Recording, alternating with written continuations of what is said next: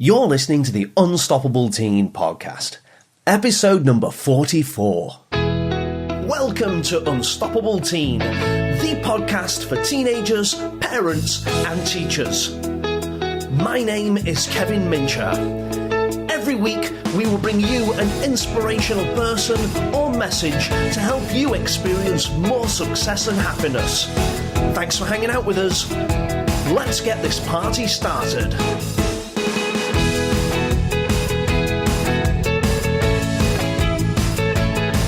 Hello, Unstoppable Nation. It's Kevin here. Welcome to the show. I'm really looking forward to today's episode because I'm going to share with you a recording of an interview that I recently completed with Michael O'Neill. You'll probably know Michael as the host of the Solopreneur Hour podcast. He also has areas of expertise in social media, as well as starting your own business, running conferences, and the art of the interview. So, if you're a young person listening right now and you want to get better at communication, if you're a parent or indeed a teacher and you're thinking, what's this social media stuff all about? How could we put better events on at our school? How can we get our community more engaged and do it in an enjoyable way? You're going to love this episode. Michael admits what it was like back in his own teenage years, and that perhaps he wasn't the best student in school, but nevertheless overcame some of those difficult times and became an incredibly successful solopreneur. That's an entrepreneur that works on their own rather than building up a big company. They have freedom of time, freedom of location, and freedom financially. If those things sound good to you, if you have aspirations of having a great career in the future, this episode is for you. It's packed with some fantastic wisdom and advice about what it takes to have a happy and a successful life. So without further ado, please let me introduce you to the brilliant Michael O'Neill.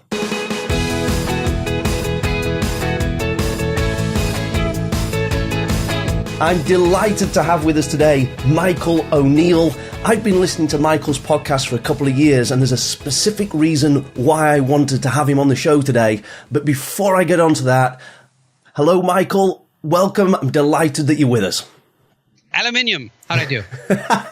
It's a great start. It's a great start. You Americans, it's a second home for me, America. And you think you speak the same language, but you really don't. I read a few months ago that the British accent, the what we know as the British accent, actually originated in the United States before it did in the UK. I'm not having that. You're trying to claim the word football as well and change it to soccer, and we're not having that. All right? And we're the good football. Bonnet, sidewalk, water. I once ordered some water at a music festival in Portland, Oregon. Didn't have a clue what I was asking for until I asked for a bottle of water. And when I asked for that, no problem. Have as much as you like. That was good. That was a good American accent. Very well done. Thank you. Michael, what is your area of expertise? That's a good question. I don't know. I feel like I'm a bit of a jack of all trades. I spent my whole working career as a web designer and developer. And then I morphed into a branding expert. So I know a ton about branding and marketing. And then I learned about speaking on stage and then speaking on a podcast. But I got a lot of hats. I'm a professional drummer. I race cars. I do all kinds of stuff in the garage. So I have a few areas of expertise. Fantastic. Yeah, but and I think that maybe that is what they would call a Renaissance man now. But I think that a lot of younger people don't have the range that maybe some of us did when we were kids, because you had to make a lot of stuff yourself, or you had to make your own fun. Everything is so kind of on demand now and available that it doesn't require a lot of ingenuity to get what you want. I think a lot of young people, while they're in high school, are sold a lie that you've got to be a specialist and you've got to tie down an area and you've got to become a specialist in that spot. And then develop a career that lasts for 20, 30, 40, 50 years or longer in that one thing. And of course, that can work for some people, can't it? But what you're proving is that the opposite can also be true, that you can do something for a while, then change and pursue another passion or interest and change, there isn't just one way to have a happy life. I think you could do well with a trade as well. I mean, if you want to become a welder or an upholsterer or something like that, you can make a really great life for yourself, doing a trade, a plumber, whatever it is. Not everybody has to be an entrepreneur is what I mean. It's like you can, and that's fine, or you can have a bunch of skill sets. Like if I had to right now, I could probably step back and think of about 10 different ways I could make money in all kinds of different industries and areas if I wanted to, versus just having like, well, what are my skill sets? What can I do? What will people want? What product or service can I serve people with? Yeah. I love your podcast, which is Solopreneur Hour. And I'm encouraging everybody to make sure they go and listen to it. And there's a big reason why. I think that here in Britain, and my experience of traveling to other countries, we don't do a very good job of preparing young people when they're still in the education system to prepare for their career after it. And we did an episode recently that was all about the top 10 employability skills that young people need. But you have a different take on things, that your podcast is all about being proudly unemployable. So right. I did an episode about how to get a great job, but you're saying, no, it's not necessarily about that. Can you tell me what you mean by being proudly unemployable?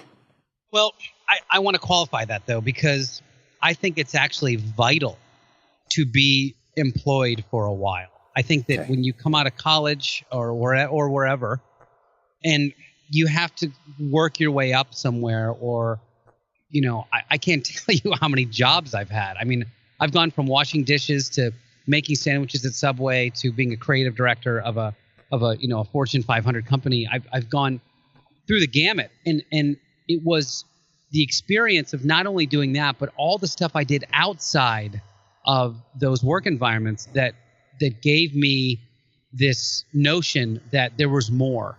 And what I mean by more is that when it's like you take the blue pill, and at some point too much. If you start going to conferences where people are entrepreneurs and you start seeing their lifestyles, maybe you start reading some of the books and you start seeing what it's like to be on the other side, it is really hard to go back and punch the clock for this middle manager that doesn't know as much as you do. Yeah. But that being said, I don't think there's anything wrong. Not only do I not think it's wrong, I think it's a great idea to go out and get a job and figure out what it is that you have an aptitude for and an interest in. Because if you don't, you can't just come out of school at age 21 and go, all right, I'm an entrepreneur now. I mean, you can. Obviously, people have done it. Yeah. But you can't do that with no skill set. Yeah. When we look at people like Zuckerberg, who founded Facebook, he was like a master, hacker programmer by the time he got to college. Yeah. So it wasn't like he was just some dude and decided to be an entrepreneur. He had he was probably coding since he was 9. He was like 10 years into doing the thing he wanted to do. And I think that the lack of skill set is what's really getting in the way of a lot of people launching their businesses right now. So what I'd like to do is explore some of the skill sets that you think young people should be developing, and even have a conversation about what kind of things parents and teachers could do to give their teenager a bit of a heads up, a bit of a lift up, a bit of an advantage in what is a very competitive marketplace. Before I do that, though, I kind of want to go back in time, because I always get curious about the guests that we have on here and what they were like when they were teenagers. So could you take us back to your youth and let us know what you were like back then? Yeah, I was a BMX kid, so I was a freestyler. It's really funny how this is coming around, too, because I'm 45 now, and I was around in the 80s when, BMX and freestyle was literally just getting started and just starting to get, going. Yeah. And the reason I bring that up at all is because there are so many parallels and foundation that was set in my life because of doing a sport when I was a kid. And I think any athlete can relate to this. If you're a swimmer and you got up, at 4 a.m. to get into the pool before everyone went to school, or you were a runner to do virtually the same thing, or you were a American football player doing 2-a-days in the hot sun, or an English football player, running until your lungs felt like they were outside of your body.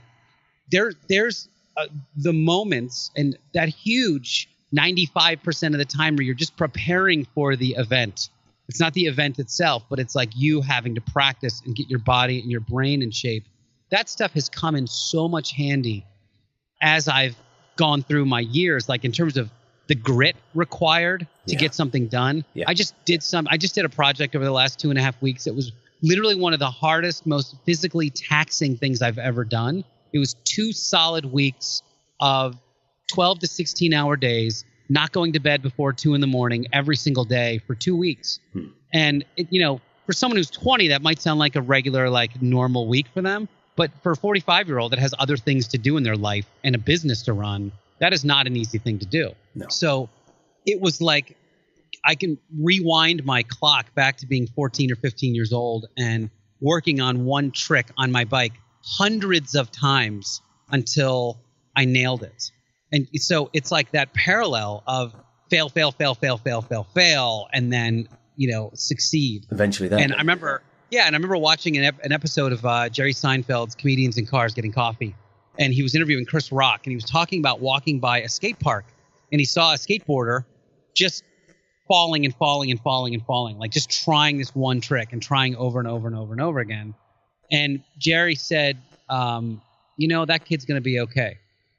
And so there was something about, being a young athlete, and certainly in that type of sport where it's so repetitive to try one single thing before you do it, that really has shaped a lot of how my entrepreneurial world went. Yes. That said, I had the paper route as a kid, had a magazine route, worked at the video store. I always had jobs or something when I was growing up. So you built that resilience muscle and that effort muscle at a very young age through sports, through hard work, through having a part-time job, doing the paper route.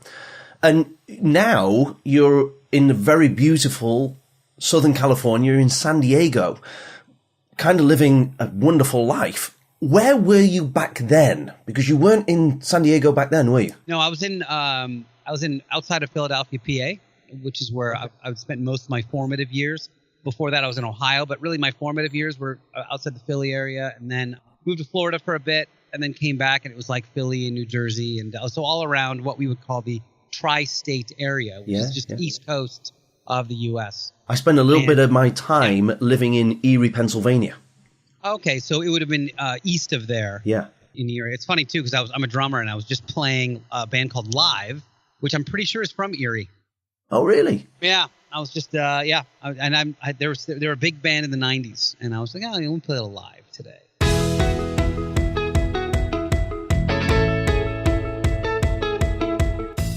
So what were you like in school? Were you a good kid? You turned up all the time, did your homework? What were you like? No, none of that. None of those things you said. That was a no across the board. My report card always said doesn't live up to potential every time. And I was the kid that would never, ever study for especially a spelling or any kind of English test. And I would nail it every time because I was just good at that. Yeah. And I would never study for anything. And I remember, being in ninth grade maybe. Yeah. And I had a really good friend, Dina, that always was on top of it and did her homework all the time. And of course I never did. And I went to, I sat next to her in the back of the class, and this is one of those classrooms where the desks are attached to the chair, it's like one unit. Yep. And so I looked over at Dina, I'm like, what, did you do your homework? And she goes, yeah. I go, can I see it? And she goes, yeah. And she slides it over, and I'm furiously copying it, like just head down, copying. I'm the dead back of the classroom in the middle. And my head's down, I'm copying this thing. And that moment where you realize that it's quieter than it should be? You're in a classroom. I'm in a classroom, and I'm down. I'm going. It's just dead silent. And I look over at Dina. You can just picture this. I look over at her, and I go, "He's right there, isn't he?" And she's like, she shakes her head, yeah. And I lift my head up, and the teacher, who was about 6'4", 240, he's a big dude, standing just right up against my desk. Arms are folded, big smile on his face. Mr. O'Neill. And I was like, I'm looking straight up at him. I'm like, how you doing? And he goes, why don't you take the rest of the class outside in the hallway? And so I get up to walk to the hallway. And he goes, no, bring your desk.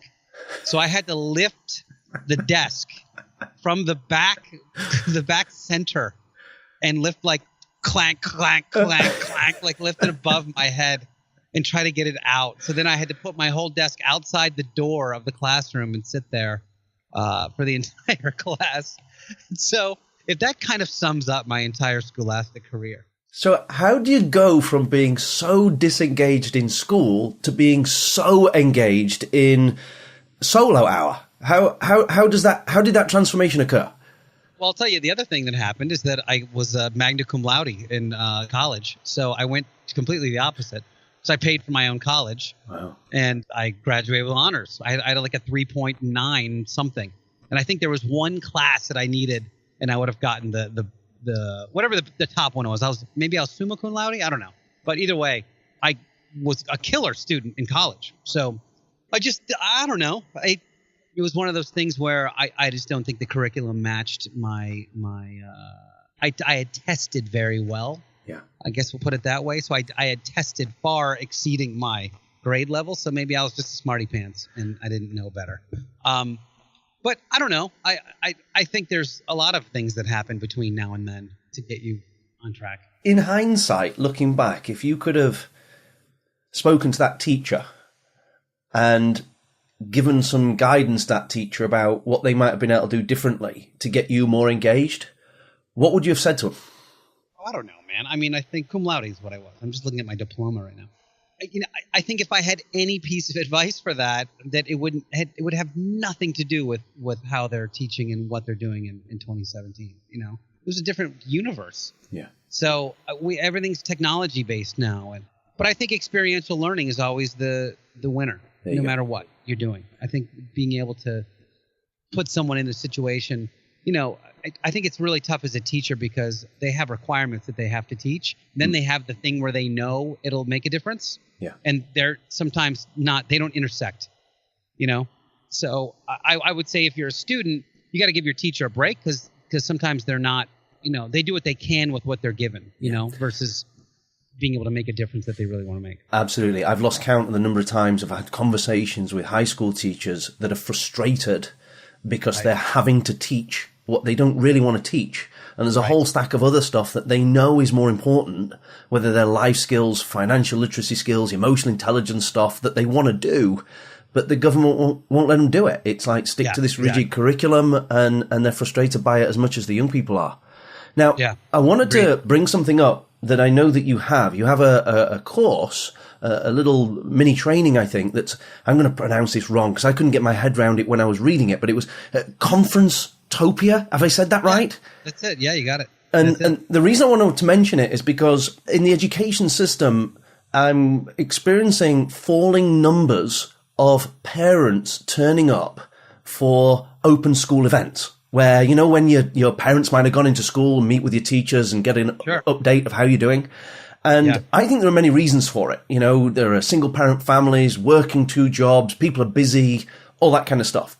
But I also think there's the school end of stuff where in the business world, we tend to be more early adopters of new technology and new ways of doing things. And when I turn up sometimes for some of these parents type events, it's as if it was happening like 30 years ago. And I'm thinking, man, this is boring, So from your Conference-topia program, what are some little things that make a really big difference when it comes to putting an event on that schools might find useful that could get their communities more engaged? Well, so I made Conference-topia because I had experienced so many times I can trace a huge portion of my success back to conferences and the relationships I've made and the people I've met at conferences. And there is an art to connecting with people, especially those people that are shy, Not everybody's equipped just to walk up and start conversations with people. So it's like you've got to do something to help facilitate those people that just are not wired that way. And I think if people start understanding how important it is to be a good conferencer, if you will, that we would have a lot more successful entrepreneurial people out there because they would be attending more conferences that way. So from a conferencing standpoint or an event meeting standpoint, the best thing you can do as someone who's putting on the event, so in this case, maybe the school, is that you need to have a built-in icebreaker. So not everybody is ready for an icebreaker. The first time I ever saw this in practice was I went to an offensive T-shirt party. And I cannot tell you even a single one. None of them are like worthy, not worthy, but none of them are allowed to be on your podcast. However, they were so they were such conversation starters that everyone would walk around, look at someone's shirt and go, "Oh my God." And then they would share it. That became an instant icebreaker. What I've seen in the past that has worked really well is, you throw a name badge on and then your one bucket list item that you want to do in your life. Yeah. Something like that. And anything you can do to connect with other people, because everyone's shy and everybody's waiting for somebody else to go first. So I've done a situation where I teach something called the FORM method, which stands for family, occupation, recreation, motivation. And you guys can use this anywhere in your life. This has nothing to do with just conferencing, but if you're sitting at a bar and you want to say hello to someone, if you meet someone in a business sense, they say it takes 5 connecting points to establish rapport with someone. And your goal in your life, not just, again, in business, but you want to build relationships. You want to collect people, as my buddy David likes to say. And to collect people, you need to be more interested and less interesting, first and foremost. So you really want to learn about those people. And a way to learn it is the FORM method, which stands for family, occupation, recreation, motivation. So I could say something like, "So hey Kevin, what part of the UK are you in?" So you can answer that. Well, I'm in Sheffield. Sheffield. So is that where your whole family is from? No, it's not. Born and raised in Doncaster, and that's where my parents still live, and my sister lives all the way down south in Bristol. Wow. And so then I'll say, then I'd say, well, that's, blah, blah, blah. And I could say, and so what are you doing? And you said Sheffield? Yes, that's right. Yeah. So what do you do there in Sheffield? What's Sheffield like?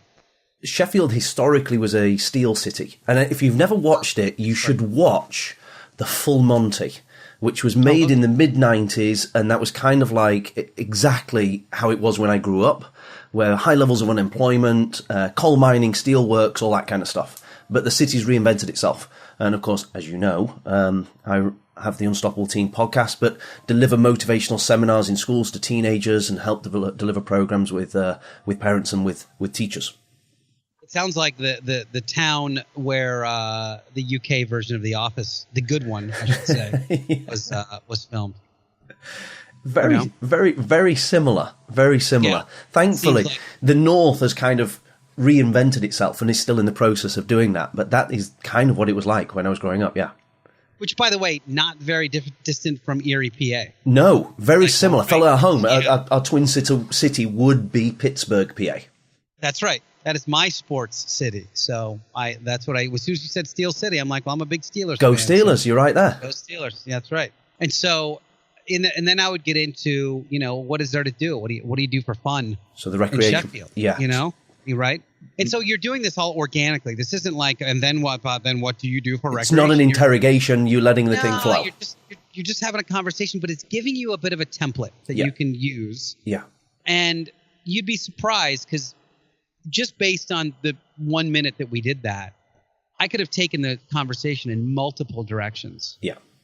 From the office to the parallels of the two cities to, why your family spread out a little bit. There's all kinds of different ways I could go with that. But again, that becomes a memorable conversation. And I don't know where we cross paths, but I can tell you that, a buddy of mine was just in LA and was just doing, in a store, and he ran into someone, started a conversation. All of a sudden, he's at the Peterson Automotive Museum at the McLaren brand new, whatever their new car is, opening.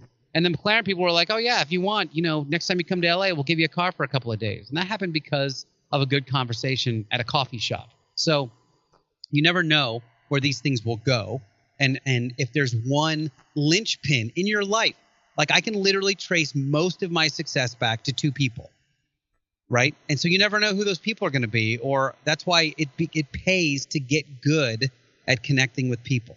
Absolutely. If there's any other lesson I could teach today, is that building relationships more than anything in the world, it'll help your business life, it'll help your love life, it'll help your recreational life, it'll help all of it. Just relationships.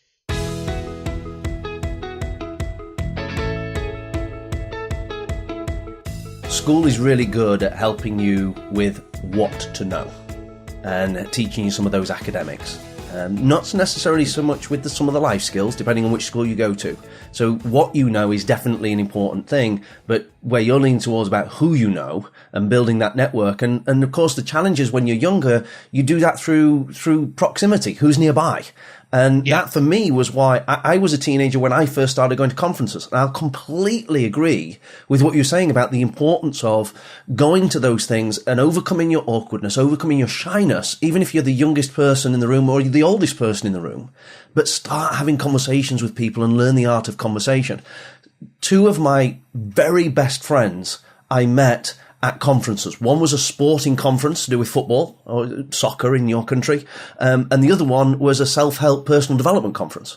Become my biggest lifetime buddies that we party together, travel the world together. In fact, I've become godparent to one of those friends' kids. Wow. You gotta get beyond the classroom and continue your learning elsewhere. And every city hosts events, and hopefully we can encourage more schools to host conferences and bring communities together. I really want people to go and learn from your Conference-topia, and I believe they can download that. They can get that. Yeah, like you say, it's free, and they can simply go to solohour.com. Is that where they can get it? No, you can, but conferencetopia.com. Just go to conferencetopia.com. Just as easy. Yeah, just as easy. Fantastic. One thing I will say is get your face out of your phone. Get your face out of your phone. I heard a term for the first time today where they said, it's not teenagers anymore, it's screenagers. And I was like, love that. I mean, I don't love that. You're right. You need to get your face out of your phone and get away from the screen. I know you think it matters. I know you do, because I'm, by the way, just as guilty. Well, I shouldn't say that because I'm conscious of it, but it, like, I can't tell you, even this week alone, I've probably watched 5 people cross the street looking down at their phone. Yeah. And I'm like, okay, let's really think about this for a second. You're distracted because you're just walking across, just assuming that the person in the 3,000-pound car isn't also texting. Like, their face is down in their phone. Keep your head on a swivel when you cross the street. Are you crazy? We need Google and Tesla to sort out those self-driving cars sooner rather than later. No, we need people to pay attention to the world around them. Is what they need to do. And so, and look, and I don't want to make a darker cloud over this thing, but you can't know what is going to be happening in any building, in any, like, people are doing crazy stuff all over the world now. Yeah. People are showing up with guns and bombs and a lot of the reason why people are getting caught in those situations because nobody's looking around. No one has any situational awareness. So, like, when you go to the mall or you're at a bus station or whatever, keep your face out of your phone and just be looking around, because you never know what kind of benefit that will give you down the road. Yeah. Just pay attention. Don't walk in a dark alley with your face down in your phone. Stop it.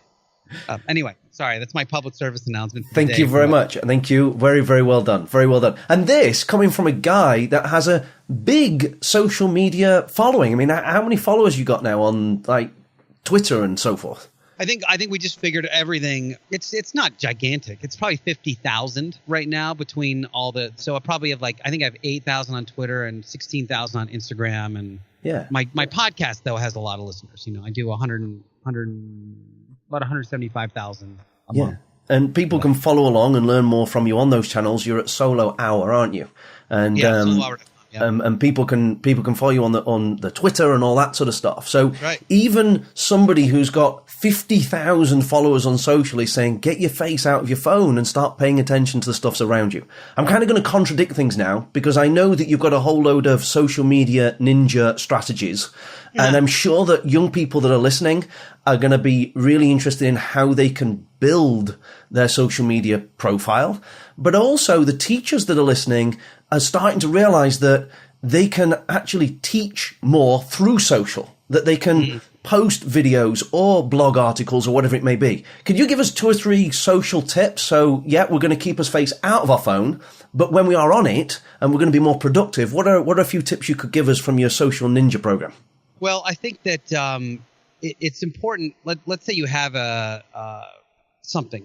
Let's say you have a product or a service of some sort, or maybe you're trying to build a personal brand. Either way, yeah. There's a very. Let's see. Can I even go here?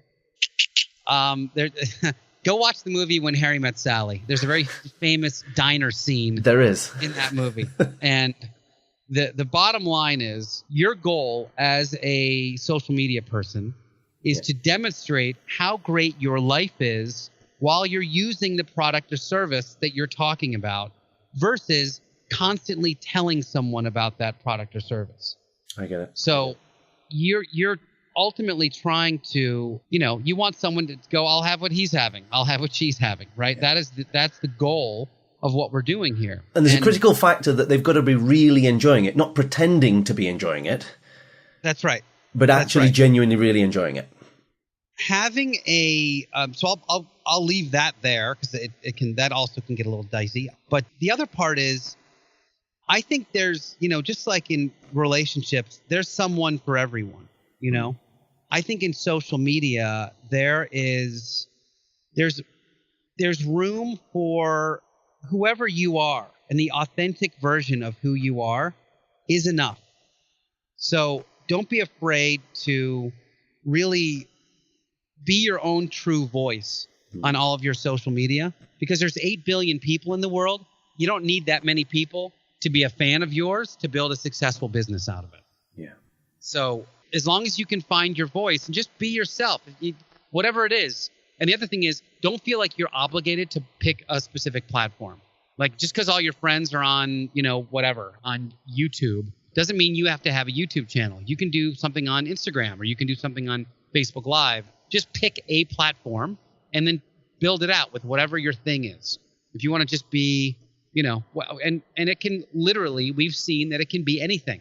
Someone can build a brand or a business around just about anything these days. So don't be afraid to do it. Thank you, Michael. Yeah.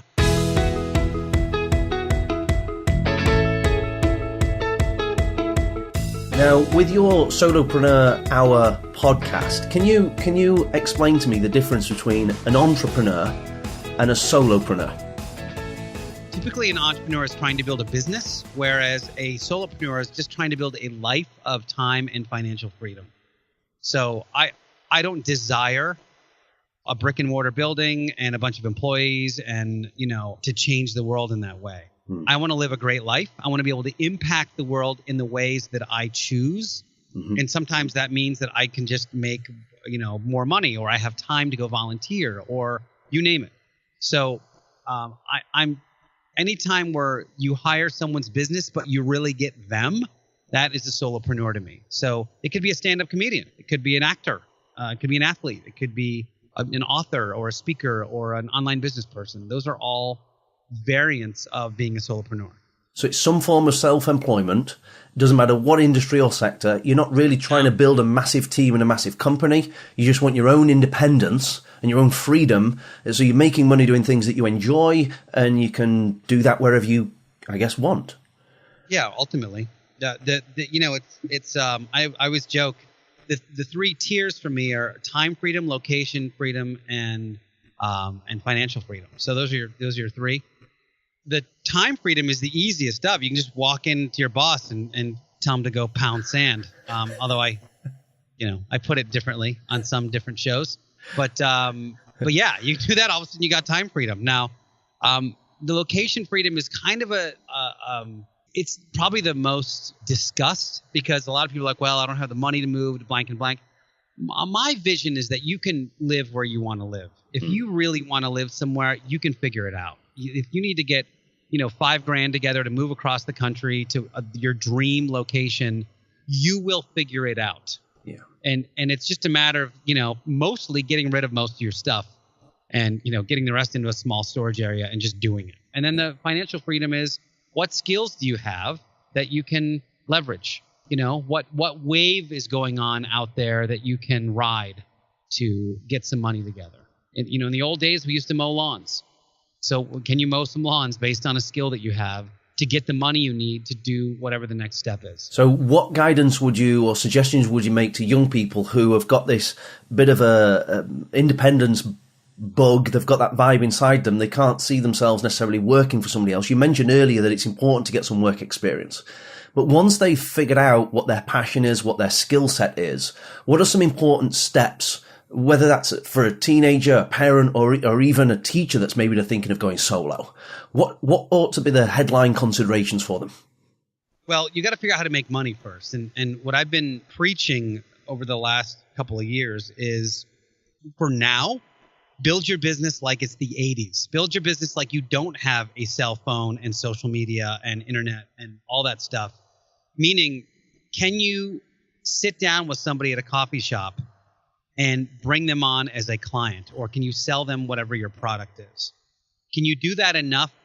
What I like to say is, if you have more time than money, then you have time to go and invest with each person. So for example, let's say that you are a personal trainer, all right? And you went out and got a personal training license. I don't know if you guys have that in the UK. But yeah, we have a certain type of it. Different qualifications yourselves, but yes, you need a personal trainer license, yes. Right. And it could be maybe you're a massage therapist, or maybe whatever it is. Yeah. Right? And so you could be tempted to make a bunch of YouTube videos that show a lot of exercises, and then you could pick up, lead pages or any of the other online business, templates. Yeah. And make a landing page, and then have a webinar for someone where you teach them some stuff to bring them into your big group coaching program as a trainer. Or, which, by the way, is great, but I'll bet you get like 3 signups for the 3 months of work that just took to put together. Yeah. Or you can go and sit down in front of 5 people and bring on 5 clients, and then your bills are paid, right? So, and then once that happens, once you get to the point where you have more money than time, then it's time to scale. But if you have more time than money, don't worry about scaling your business. Work hourly, work for a fee.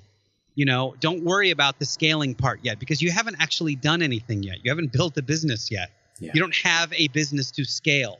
So work on the business and get the thing going. You're going to be working long hours. You're going to be doing all kinds of stuff. If you are, let's say you're a teacher and you're great at math. Well, there's a lot of things you can do.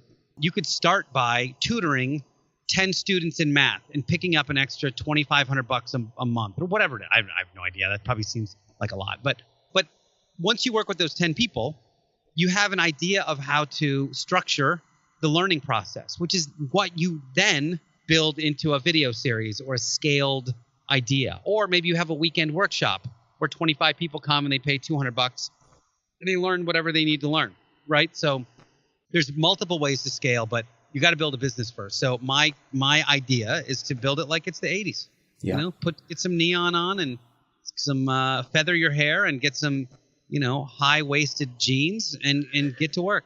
Too many of us get caught up in the latest bells and whistles and whatever it is that's being sold at us, thinking that we need to have that software and that gadget and gazmo and that plugin and that app and that software and whatever it may be. And we're spending loads of money trying to build a business, when in actual fact, if you just go out, what we call around here Shanks's pony, on your own 2 feet, and you start walking around and knocking on doors and start getting some customers, you can build a business and actually bring in the money, which is what business is all about. Which, by the way, brings us back to the original tip, which was relationship building. Yeah. That's where that all comes in handy. Yeah. If you can build relationships with people, look, listen to this. Just burn this into your brains. People like people that are like themselves, and they work with people they like. That's it. People like people that are like themselves, and they work with people they like. And so the better job that you can do with relationship building, the better your business is going to go. That's the bottom line. Absolutely. Absolutely.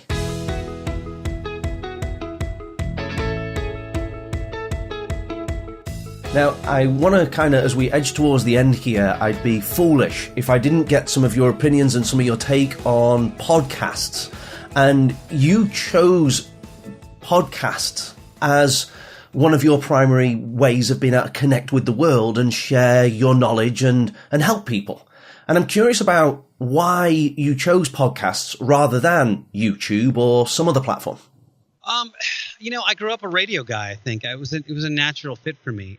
I fell into it. It wasn't even, Yeah. I was producing a show called The Kick-Ass Life with David Wood. Yeah. I was all behind the scenes for that for about 18 months. And then David was climbing Mount Kilimanjaro and we needed a show. And I come from a showbiz world where the show must go on. Yeah. And I just jumped on the mic, and you alluded to I have this social media course called Social Media Ninja Tactics that I've had since 2010. Yes. I just did a version of that course.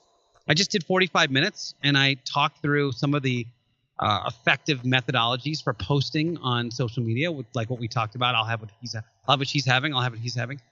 And when I hit stop, two things happened. One, I thought, that was easy. Like that really felt comfortable and natural for me. And two, I got a bunch of emails that said, you should do that.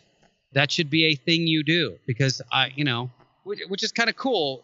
You rarely discover in your life something that you have that kind of aptitude for, in your 30s or in your 40s. Yeah, you got to latch onto those moments. And that's how young people need to know that's when you know.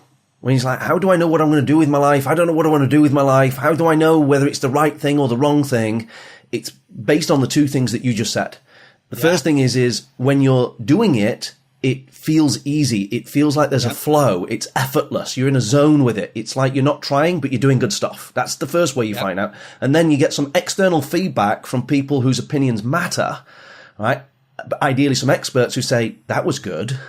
Yeah, you should do that. You should do more of that. That's how you know what you should do. Agreed. Yeah. What's funny is I think we keep waiting for a grander explanation than that, but that is really it. That doesn't happen, by the way, very often. So you have to listen to that voice when that does happen. It's a big deal. So don't ignore it. Yeah. And we get it clouded by other people's opinions because it's not cool, or nobody else in my peer group's doing it, or nobody else in my city's doing it. But you got to latch on to that moment when you find it. I was just about to say, don't worry about what everybody else says. Yeah. Often, if you're someone who's kind of motivated and you've got some stuff going on and you're doing some reading and you're making progress on your business, one of the things we do often is we ask our friends and family for opinions, but unless they have the same background, unless they've been doing the same reading and going to the same events and listening to the same podcasts, they don't have a qualified opinion on this. Yeah. They're literally not qualified to answer this question that you're presenting. So don't freak yourself out based on what someone else is saying. I can't thank you enough for the time that you've spent, the value bombs that you've thrown all the way through the conversation, the insights. I'm sure that you've been an inspiration to the people that are listening. What I'd like to know is if anybody is listening right now that wants to stay in touch and learn more from you, what would be the best way for them to do that? They can reach out on any of my social media that we talked about earlier. So that's easy for me. Anything Solo Hour is fine. We'll make sure that we put those links in the show notes, make it super easy for people to find you and learn more from you. Beautiful. We always wrap up this show with the last question. It's the Unstoppable Team podcast. So my question is, what do you believe it takes to be unstoppable? Patience, first and foremost. Don't look at those Instagram feeds of, fancy cars and fancy watches and think that is months away. It's years away. Yeah. Patience. Now, there's always an anomaly. You could be an exception to that, but it's a lot of patience. I think an expectation that it will probably not work out the way you expect it to. And it's your ability to adapt and accept that reality that will put you head and shoulders above the rest. Because shit's going to go wrong. it's going to go wrong every single time. Yeah. What are you going to do about it? How are you going to react to it? Are you going to freak out? Or are you going to go, all right, that happened. Yeah. This is the reality. What do I do now? And then you go and make a decision. So those two things are really huge. And persistence. So the 14-year-old me working on double hang glider boomerangs on my BMX bike. And I still, to this day, 31 years later, remember the moment that I did it for the first time. I remember the song that was playing. I remember the time that it was 2:13 a.m. And I was in my driveway, and Run DMC was playing on my little boombox, and I nailed it, and I couldn't believe it. And and then the next day I hit 3 of them. So it was that thing that broke through, but it was just blood, sweat, and tears, persistence on all of this stuff. Do not think it's going to come easy, and do not think that you can walk into this arena with 0 skills and expect something magical to happen. So just go get good at something. Get great at editing video. Get great at podcasting. Get great at, underwater basket weaving, whatever it is. Just go get good at something and then go make a business out of it, because it's 2017 and you can do that. Absolutely, you can. And on that note, on behalf of all the listeners, I want to say a big thank you for taking time out of your hectic schedule. We really appreciate you coming on and sharing your knowledge with us. Thank you, and let us wish you all the best for the future. Aluminium.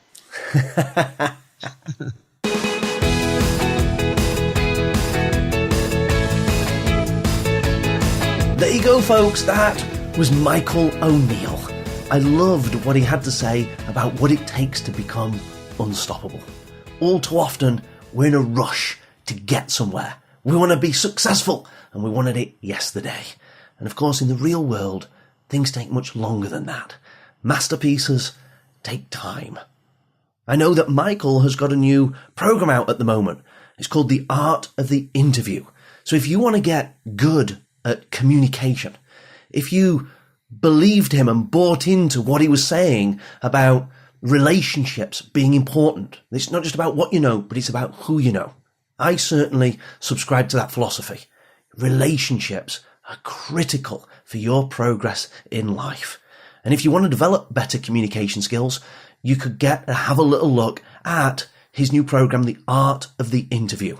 You can get that at theartoftheinterview.co. We'll make sure there's a link in the show notes to today's episode. You can get them at unstoppableteen.com/44. This is episode 44. So for all the links and the show notes for today, go to unstoppableteen.com/44. And as always, please do subscribe. You can find us on iTunes and also on YouTube. We'll be back again next week with more insights and more ideas to help you become truly unstoppable. Until then, have a great week. Thanks for listening. Bye for now.